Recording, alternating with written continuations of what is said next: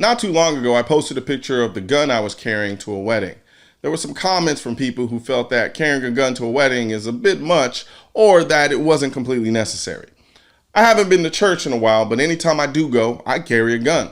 When people learn this about me, they give me the same reaction. Why would you need to carry a gun in church? What do you think is going to happen? Nothing is going to happen. You think someone is going to come to the church and just shoot it up? You're crazy. And to that, my response is, am I really? Nashville police are praising a local pastor this morning for stopping a man who pulled out a gun during a Sunday service.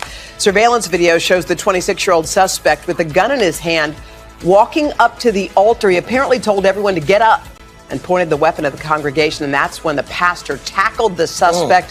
Before he was able to fire that gun, church members held the suspect on the ground until police arrived. He faces 15 counts of felony aggravated assault. Much respect to the pastor who tackled this young man, but people are truly naive in this country.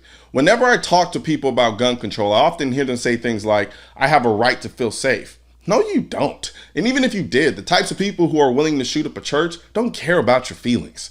Off the top of my head, I can name 3 church shootings without even trying. We begin with those disturbing attacks on religious services. First, the breaking news from Texas, a gunman opening fire inside a church near Fort Worth. People who live in this tiny Texas town are gathering in their community center tonight, anxious for updates on the injured, grieving the dead.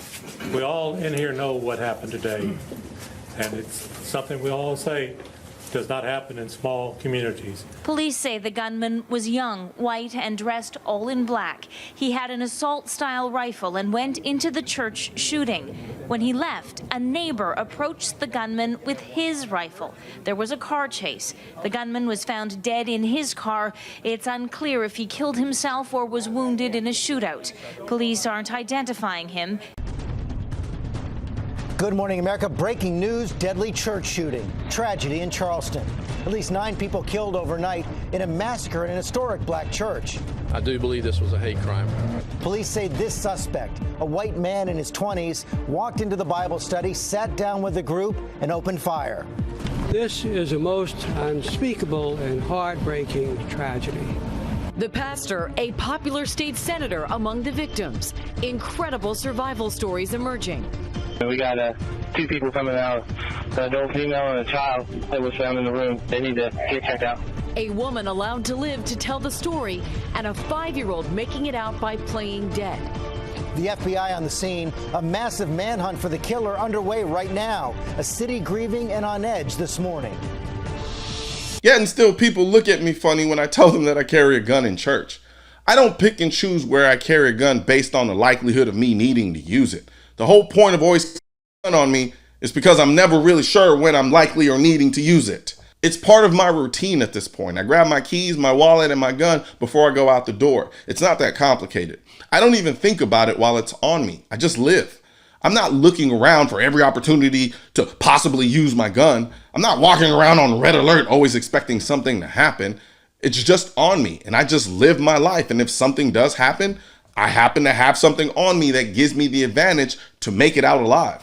I'm a realist. I don't look at the world wishing it to be the way that I wish it could be. I look at the world for what it is and prepare accordingly. For all the good that exists in this world, there is a lot of evil. And that evil doesn't care if you're in school, in a mall, or in church. So it's left to you to be able to do something about that evil if it ever shows up where you are. Sometimes you'll have to tackle the evil, and sometimes you'll have to shoot it. Either way, you're going to have to deal with that evil when it shows up. So I choose to have the best thing possible to deal with that evil. Guns aren't political. That's why I need your help getting this message to spread on YouTube by clicking the thumbs up button, leaving a comment to let me know what you think of the video, then subscribing to the channel. But most importantly, click that bell symbol. For products featured in this video, click the links in the description.